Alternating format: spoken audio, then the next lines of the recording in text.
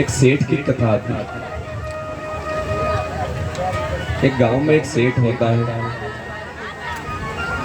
उस गांव में एक ऋषि आते हैं, भृगु जी। सेठ उनकी शरण में जाता है, अपना हाथ दिखाता है और पूछता है कि महात्मन, मेरे हाथों की लकीरें देखिए और कहिए कि मुझे इतना गुस्सा क्यों आता है। मैं हर किसी से, अपने परिवार में, अपने समाज में, अपने मित्रों से, सभी से सदैव रुष्ट रहता हूँ, क्रोध में रहता हूँ। तो क्या मेरे भाग्य में कोई दोष है या मेरे ग्रहों में कोई विपत्ति आन पड़ी है? तो कृपा करके मुझे बताइए कि ऐसा क्यों है। तो महात्मा कहते हैं, लाइए दिखाइए आपका हाथ। हाथ देखते हैं और सर्वप्रथम कहते हैं कि तुम इन व्यर्थ के कार्यों में क्या पड़े हुए हो। आज से 7वें दिन तुम्हारी मृत्यु है, 7 दिनों बाद तुम मर जाओगे। सेठ को कहते हैं। सेठ घबरा जाता है। किसको अच्छा लगेगा 7 दिनों बाद उसकी मृत्यु हुई है? बात है तो 7 दिनों पहले ही पता चल जाए।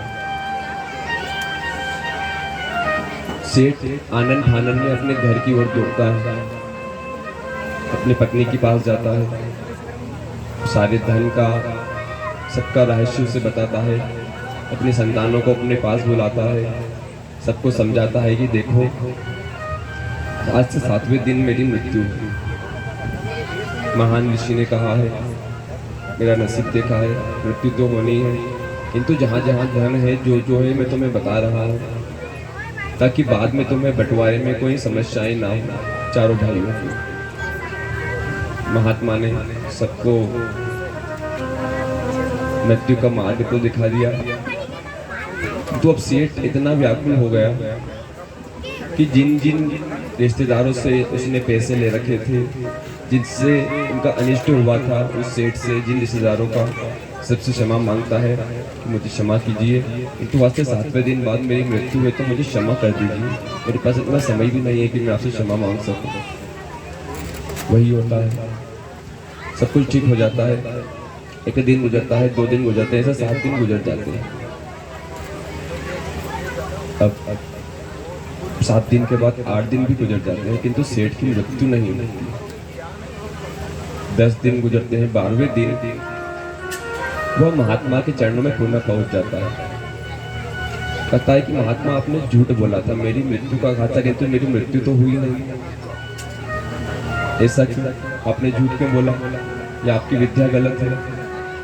भृगु ऋषि ने कहा कि मेरी विद्या कोई गलत नहीं है, तुम मेरे पास इसलिए आए थे कि महात्मा आपकी एकाग्रता का रहस्य बताइए कि वह क्या रहस्य है जिससे आप एकाग्र रहते हैं, आप प्रसन्न रहते हैं सदैव, एवं दूसरों जो आपके पास में है, जो आपके मित्र हैं, सहपाठी हैं, जो दूसरे महात्मा हैं, वह सदैव आपसे प्रसन्न रहते हैं, उनसे आप लड़ाई झगड़ा नहीं करते।